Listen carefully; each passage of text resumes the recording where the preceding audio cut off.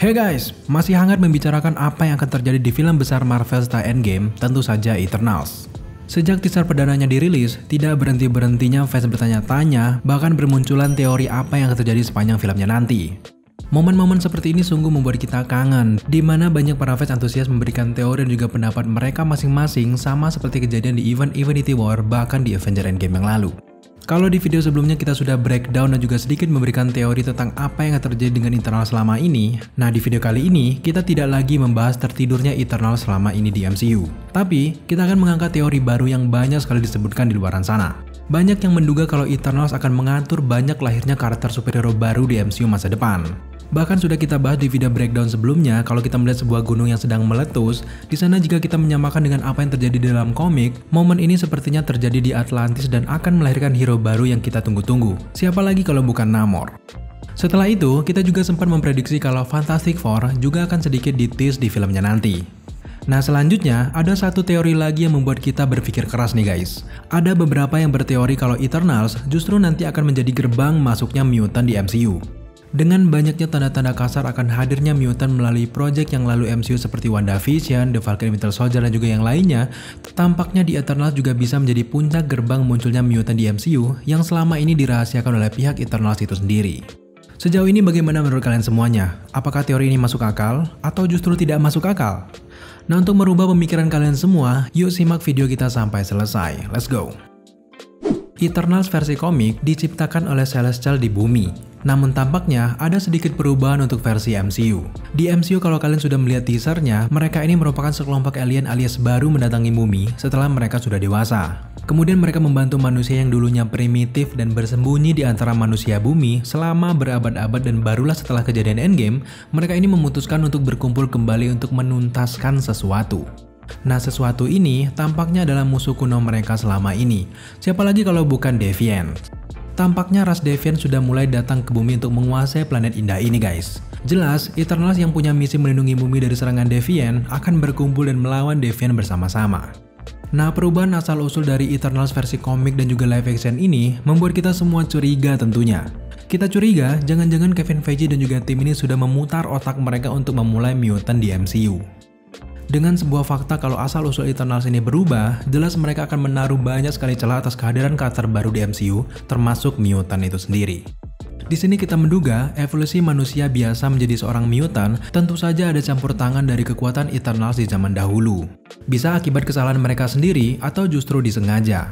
Terkait pertanyaan kalian, mengapa mutant MCU belum juga muncul-muncul selama ini selain memang alasan lisensi, jelas nantinya Eternals inilah yang punya andil untuk menahan mutant-mutant ini agar tetap bersembunyi di antara manusia agar tidak membuat kegaduhan atau justru diburu pemerintah seperti yang terjadi di mutantnya Fox.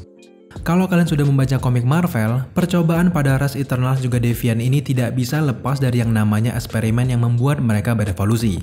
Yang tadinya tidak memiliki kekuatan, dengan evolusi itu akhirnya membuat mereka memiliki kekuatan yang sangat luar biasa, bahkan Eternals dianggap seperti dewa oleh manusia bumi.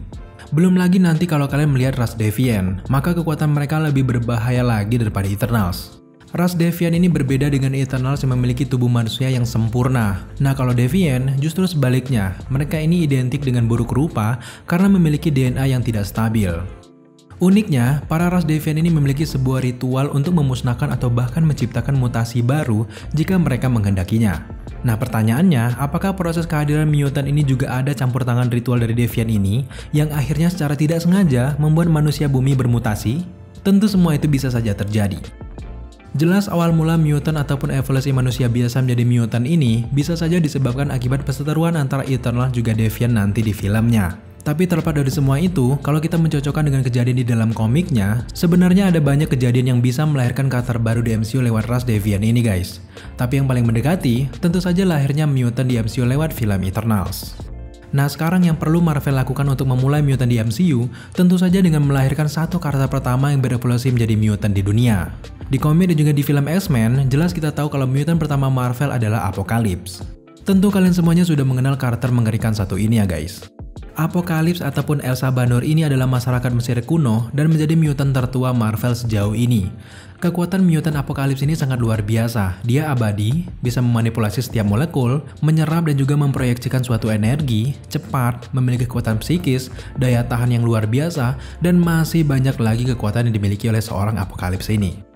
Sebenarnya sejauh ini tidak ada hubungan pasti antara Apocalypse dan juga Eternals. Hanya saja di dalam komiknya, Apocalypse ini pernah menemukan kapal Eternals dan menggunakan teknologinya untuk membuat armor baru dan juga memperpanjang batas usianya.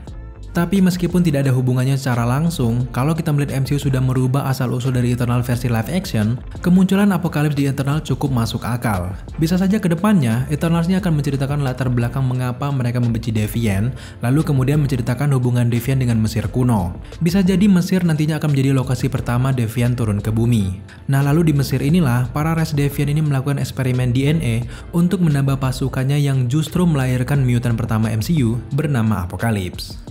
Dari sinilah mulainya berkembang generasi mutant lewat seorang Apocalypse yang menularkan kekuatannya atau justru DNA-nya ke manusia lain dan membuat mutant berkembang ke seluruh dunia dengan keturunan manusia-manusia awal yang diberikan DNA mutant tadi.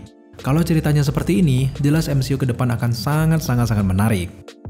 Nah, sejauh kalian menyaksikan video ini, pasti ada pro dan juga kontra dari kalian semuanya guys. So, jika kalian masih ada yang kontra, mari kita berikan satu teori lagi yang cukup masuk akal untuk lahirnya mutant di MCU. Di teori yang terakhir ini, kita menduga lahirnya mutant di MCU justru akibat hubungan terlarang antara ras Eternal dengan ras Deviant.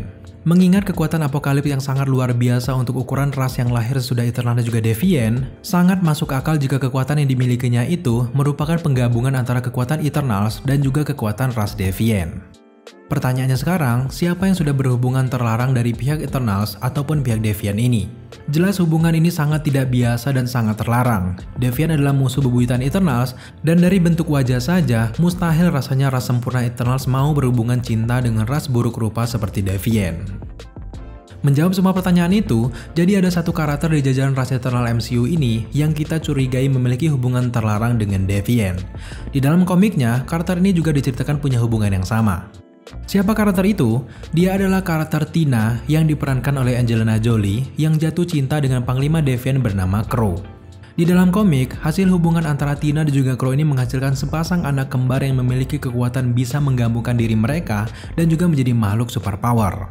Nah, mengingat sudah dikonfirmasi kalau Deviant Crow juga akan tampil di film Eternals, tampaknya Marvel bisa mengambil celah hubungan mereka berdua ini untuk melahirkan ras baru yang nantinya akan disebut mutant. Lahirnya mutant di MCU disebabkan oleh Tina dan juga Crow, yang akhirnya nanti akan berkembang biak sehingga melahirkan mutant lebih banyak lagi di MCU. Jadi apakah anak Tina dan juga Crow itu orang lain atau justru Elsa Banner ataupun Apocalypse? Mari kita serahkan saja kepada Marvel sebagai otak utama dalam proyek ini. Kalau Marvel memutuskan Tina dan juga Crow memiliki anak berwajah aneh seperti Apocalypse, maka sudah jelas kita bisa menebak bagaimana alur ceritanya nanti. Yang jelas mutant akan terus berkembang biak di setiap keluarga yang memiliki hubungan dengan Apocalypse di zaman dahulu. Mulai dari cerita Eternals yang terjadi setelah Avengers Endgame inilah yang bisa membuat fans tidur dengan nyenyak tidak mempertanyakan lagi kemana mutant selama ini. Ternyata memang benar selama ini mutant MCU itu belum lahir.